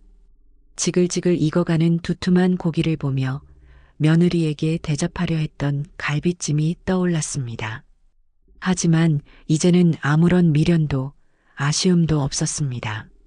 오히려 제가 직접 구워 먹는 이 흑돼지 한 점이 그 어떤 잔치상보다도 더 달고 맛있게 느껴졌습니다. 그렇게 꿈 같은 4박 5일이 지나고 저는 완전히 재충전되어 김포집으로 돌아왔습니다. 여행의 여독을 풀고 다시 평화로운 일상으로 돌아온 지 일주일쯤 지났을까요? 그동안 아들에게서는 단 한 통의 연락도 오지 않았습니다. 저는 그것이 아들이 제게 받은 숙제를 하고 있는 과정이라고 생각하고 묵묵히 제 시간을 보냈습니다. 그러던 어느 토요일 오후였습니다. 거실에서 뜨개질을 하며 TV를 보고 있는데 현관 초인종이 울렸습니다. 택배나 우편물이 올 시간이 아니었기에 저는 누구일까 의아해하며 인터폰 화면을 켰습니다. 화면에 나타난 두 사람의 얼굴을 보는 순간 저는 숨을 멈췄습니다. 제 아들 동석이와 며느리 소지은이었습니다. 저는 잠시 망설였습니다. 문을 열어주어야 하나 아니면 그냥 없는 척해야 하나. 하지만 화면 속 두 사람의 모습은 예전과 사뭇 달랐습니다. 아들은 며칠 사이에 10년은 늙어버린 것처럼 얼굴이 수척했고 며느리는 그 화려하고 오만하던 모습은 온데간데 없이 화장기 없는 얼굴에 수수하다 못해 초라해 보이는 옷차림을 하고 있었습니다. 그녀의 손에 들려있던 명품 가방은 보이지 않았고 두 손에는 대신 무언가 무거운 짐들이 들려 있었어요. 저는 조용히 현관으로 다가가 문을 열었습니다. 문을 열자 두 사람은 아무 말도 하지 못하고 고개를 푹 숙인 채 서 있었습니다. 그들의 발치에는 최고 등급임을 증명하는 라벨이 붙어 있는 거대한 한우 선물 세트와 살아있는 전복이 가득 담긴 아이스박스, 그리고 김이 모락모락 피어오르는 커다란 냄비가 놓여 있었습니다. 냄비에서는 제가 좋아하는 진한 한약재 냄새가 섞인 토종닭 백숙 냄새가 풍겨왔습니다. 지난번 그들이 올 때 사왔던 성의 없는 롤케이크와는 차원이 다른 그들의 시간과 노력 그리고 돈이 들어간 진심의 증거들이었습니다. 저는 아무 말도 하지 않고 그저 문에 기댄 채 그들을 바라보았습니다. 이제 그들이 먼저 입을 열 차례였습니다. 제가 만들어 놓은 침묵의 무대 위에서 그들이 어떤 연기를 펼칠지 지켜볼 참이었습니다. 어색하고 무거운 침묵이 한참이나 흘렀습니다. 아들은 아내의 눈치만 살피며 어쩔 줄 몰라 했고 며느리는 입술만 달싹일 뿐 차마 입을 떼지 못하고 있었어요. 마침내 며느리가 결심한 듯 고개를 들었습니다. 하지만 그녀는 제 눈을 마주치지 못하고 다시 바닥으로 시선을 떨구었습니다. 그리고는 갑자기 제 앞에 엎드리듯 허리를 굽혀 90도로 인사를 했습니다. 아주 오랫동안 그렇게 허리를 굽힌 채로 있었습니다. 그리고 마침내 아주 작은 모기만 한 목소리가 들려왔습니다. 그 목소리는 떨리고 있었지만 지난번처럼 분노나 억울함 때문이 아닌 진심에서 우러나오는 떨림이었습니다. 어머님, 제가 다 잘못했습니다. 며느리는 한참 동안 그 말만 반복했습니다. 제가 생각이 너무 짧았고 어리석었습니다. 어머님 마음이 어떠셨을지 이제야 조금 알 것 같습니다. 정말 죄송합니다. 그녀의 사과는 유창하지 않았습니다. 미사여구도 변명도 없었습니다. 그래서 오히려 더 진심처럼 들렸습니다. 어설프고 투박하고 그래서 더 진짜 같은 사과. 제 아들은 그 모습을 보며 제발 어머니가 이 사과를 받아주시기를 바라는 간절한 눈빛으로 저를 쳐다보고 있었습니다. 이 길고 길었던 복수극의 마지막 장이 그렇게 예고 없이 찾아온 그들의 방문과 함께 시작되고 있었습니다. 며느리의 사과가 끝나고 또다시 무거운 침묵이 흘렀습니다. 저는 대답 대신 며느리의 굽은 등을 한참 동안 말없이 내려다보았습니다. 그녀의 어깨가 가늘게 떨리고 있는 것이 보였어요. 제 머릿속에서는 수많은 생각들이 스쳐 지나갔습니다. 이 사과가 진심일까? 아니면 이 상황을 모면하기 위한 또 다른 연기일까? 만약 연기라면 나는 또다시 속아 넘어가야 하는 걸까? 하지만 동시에 사람은 변할 수 있지 않을까? 내가 이 아이에게 마지막 기회를 주어야 하지 않을까? 하는 생각도 들었습니다. 용서란 과거를 잊어주는 것이 아니라 상대방에게 변화의 가능성을 열어주는 것이라고 누군가 말했지요. 저는 바닥에 놓인 한우 세트와 전복, 그리고 김이 피어오르는 백숙 냄비를 차례로 훑어보았습니다. 저것들은 단순한 선물이 아니었습니다. 그것은 그들이 흘렸을 시간과 노력, 그리고 고민의 흔적이었습니다. 어쩌면 제 아들이 며느리를 설득하고 함께 시장을 보고 밤새 백숙을 고아내며 나눴을 대화들이 저 냄비 안에 모두 담겨 있는지도 모릅니다. 저는 결심을 하고 깊은 한숨을 내쉬었습니다. 그리고는 며느리가 들고 있던 백숙 냄비를 제 손으로 직접 받아들었습니다. 묵직한 무게가 팔에 전해져 왔습니다. 그 무게는 그들의 사과의 무게처럼 느껴졌어요. 저는 퉁명스럽지만 거부의 뜻은 담기지 않은 목소리로 말했습니다. 일단 들어오너라. 제 허락이 떨어지자 아들과 며느리는 마치 사형을 면한 죄수처럼 안도하는 표정을 지었습니다. 저는 그들을 데리고 부엌으로 향했습니다. 지난번 라면 파티가 열렸던 바로 그 식탁이었습니다. 하지만 오늘의 풍경은 그때와는 180도 달랐습니다. 이리 다오. 내가 그릇에 담을 테니. 제가 말했지만 며느리는 고개를 저으며 제게서 국자를 받아들었습니다. 아니에요, 어머님. 저희가 할게요. 어머님은 앉아만 계세요. 아들과 며느리는 아주 익숙하고 호흡이 잘 맞는 모습으로 제가 앉을 자리를 마련하고 그들이 가져온 음식들을 그릇에 옮겨 담기 시작했습니다. 아들은 한우의 포장을 뜯어 가장 좋은 부위만 골라 접시에 담았고 며느리는 백숙의 살코기를 먹기 좋게 발라 제 앞에 그릇에 수북이 쌓아주었습니다. 그들의 등을 바라보며 저는 생각했어요. 이것이 바로 제가 아들에게 내주었던 숙제의 결과물이구나. 내 가정을 바로 세우는 것은 내 몫이다. 제 아들은 그 숙제를 자신만의 방식으로 풀어낸 것이었습니다. 곧 식탁 위에는 그들이 준비해온 음식들로 진수성찬이 차려졌습니다. 지난번 모욕감과 분노로 가득 찼던 그 식탁 위에 놓였던 라면, 상자와 텅 빈 냄비와는 비교조차 할 수 없는 그들의 시간과 노력과 고민이 고스란히 담긴 진짜 잔치상이었습니다. 저는 말없이 옥좌에 앉는 여왕처럼 식탁의 가장 상석에 앉았습니다. 아들과 며느리는 제 양옆에 마치 저를 보자 하는 신하들처럼 조심스럽게 앉았습니다. 우리는 약속이라도 한 듯 누구도 먼저 입을 열지 않은 채 말없이 식사를 시작했습니다. 분위기는 여전히 무겁고 어색했습니다. 하지만 이 침묵은 지난번의 그것과는 결이 달랐습니다. 지난번의 침묵이 폭풍 전야처럼 서로를 핥히고 상처내기 위한 날카로운 칼날이었다면 오늘의 침묵은 이제 막 큰 수술을 마친 환자의 상처가 조심스럽게 아물기를 기다리는 신중하고 조심스러운 침묵이었습니다. 식기들이 조용히 부딪히는 소리, 음식을 씹는 소리만이 어색하게 공간을 채웠습니다.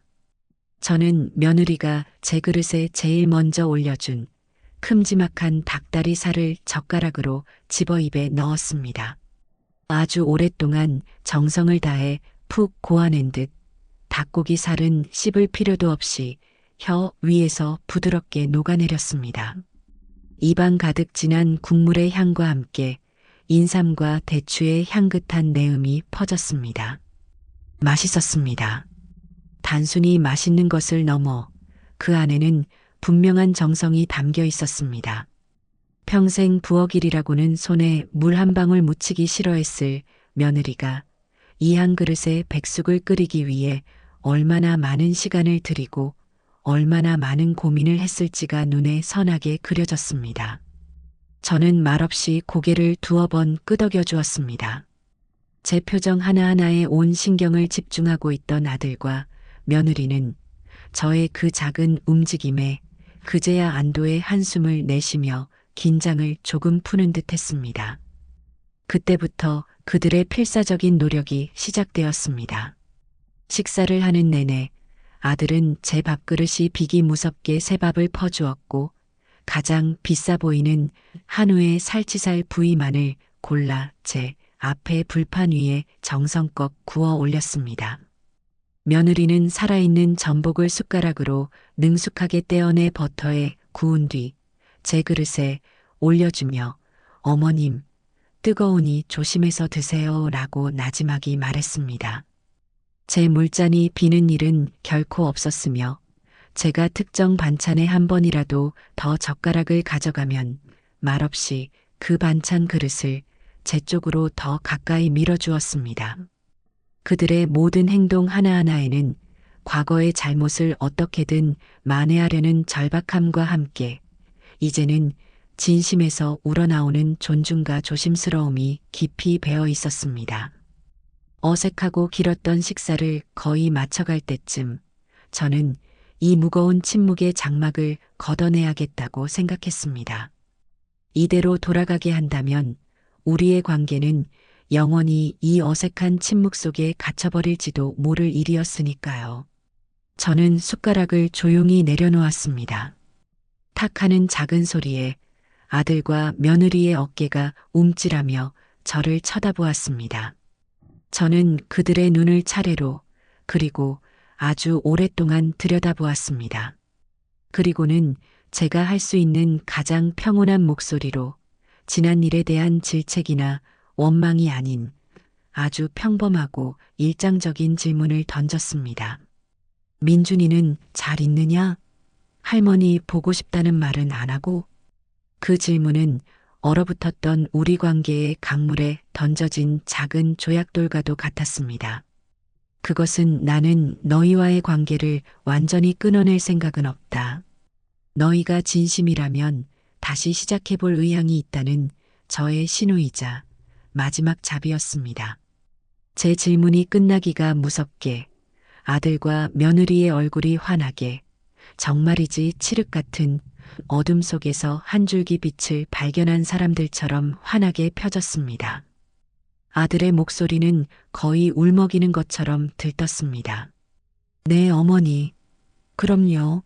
매일 할머니 집에 언제 가냐고 졸라요. 어머님이 제주도 여행 가신 사진 보고는 자기도 할머니랑 비행기 타고 싶다고 얼마나 노래를 불렀는지 모릅니다. 다음에는 꼭 데리고 오겠습니다. 그렇게 우리의 대화는 손주 이야기로 시작되었습니다. 그리고 자연스럽게 아들의 회사 이야기로 며느리가 최근에 시작했다는 꽃꽂이 수업 이야기로 이어졌습니다. 물론 예전처럼 제가 며느리의 허영심을 꿰뚫어 보며 속으로 혀를 차거나 아들의 무능함을 답답해하는 일은 없었습니다. 우리 사이에는 여전히 보이지 않는 얇고 투명한 유리벽 같은 것이 존재했고 우리는 서로가 그 벽을 의식하며 혹시라도 상처가 덧날까 조심스럽게 말을 골랐습니다. 하지만 그것은 더 이상 서로를 단절시키는 불쾌한 벽이 아니었습니다. 그것은 서로의 영역을 침범하지 않으려는 예의와 서로에게 받은 상처를 다시는 되풀이하지 않으려는 존중으로 만들어진 아주 건강하고 단단한 거리감이었습니다. 저는 살가운 거짓 친밀함보다 차라리 이 존중 어린 거리감이 훨씬 더 낫다고 생각했습니다. 식사가 끝나고 며느리는 제가 말릴 틈도 없이 부엌으로 들어가 설거지를 시작했습니다. 제가 그만하면 됐다. 나머지는 내가 하마라고 말했지만 며느리는 고개를 저으며 완강히 거부했습니다. 아닙니다, 어머님. 제가 해야 합니다. 어머님은 부디 들어가서 편히 쉬세요. 그녀는 그릇 하나하나를 정성껏 닦고 제가 평소에 하던 것보다 더 깨끗하게 싱크대 주변을 정리했습니다. 그것은 단순한 설거지가 아니라 그녀가 제게 바치는 반성의 의식처럼 보였습니다. 돌아갈 시간이 되자 그들은 현관에서 다시 한번 제게 허리를 깊이 숙였습니다. 90도로 꺾인 그들의 허리에는 이제는 완벽하게 정리된 관계의 서열이 담겨 있었습니다. 어머님, 오늘 정말 감사했습니다. 편히 쉬세요. 며느리가 진심을 담아 말했습니다. 저는 그저 고개를 한번 끄덕여주는 것으로 대답을 대신했습니다. 현관문이 닫히고 저는 한참 동안 그 자리에 서 있었습니다. 그리고는 천천히 식탁으로 돌아와 그들이 떠나고 난 뒤의 고요함 속에 홀로 앉아 있었습니다. 식탁 위에는 그들이 남기고 간 정성의 흔적들이, 미처 다 먹지 못한 음식들이 온기를 잃은 채 고스란히 남아 있었어요. 이번 길고 긴 싸움에서 저는 5천만 원이라는 제 노후 자금을 지켰고 하늘 높은 줄 모르던 며느리의 버르장머리를 완전히 뜯어고쳤으며 아들에게는 한 가정의 가장으로서의 책임감이 무엇인지를 뼈저리게 가르쳤습니다. 하지만 제가 얻은 가장 큰 것은 눈에 보이는 그런 것들이 아니었습니다. 바로 제 자신에 대한 존엄성의 완벽한 회복이었습니다. 저는 더 이상 자식의 눈치를 보며 그들의 처분에 기대어 사는 무력한 늙은이가 아니었습니다. 제 삶의 당당한 주인이자 제 가정에 흔들리지 않는 중심을 지키는 어른으로서의 제자리를 제 손으로 직접 되찾은 것입니다. 앞으로 우리 고부 관계가 어떻게 될지는 아무도 모릅니다. 예전처럼 거짓된 살가움으로 포장된 관계로 돌아가는 일은 결코 없을 겁니다. 어쩌면 평생 이 존중 어린 거리감을 유지하며 살아가게 될지도 모르지요. 하지만 한 가지는 확실합니다. 이제 며느리는, 그리고 제 아들은 두 번 다시 저를 무시하거나 하대하지 못할 겁니다. 라면 한 그릇이 불러온 이 지독하고도 통쾌했던 전쟁은 우리 가족 모두의 뇌리에 평생 잊지 못할 교훈을 새겨놓았으니까요. 어쩌면 그 라면은 제 며느리가 그녀의 인생에서 먹은 가장 비싸고도 쓴 교훈이었을 겁니다. 실제로 입에 대어보지도 못한 채로 말이지요. 돈이 아니라 사람에 대한 예의와 부모의 마음을 가르쳐준 그 교훈이야말로 제가 그 아이들에게 물려주는 진짜 5천만 원짜리 유산이 될 겁니다.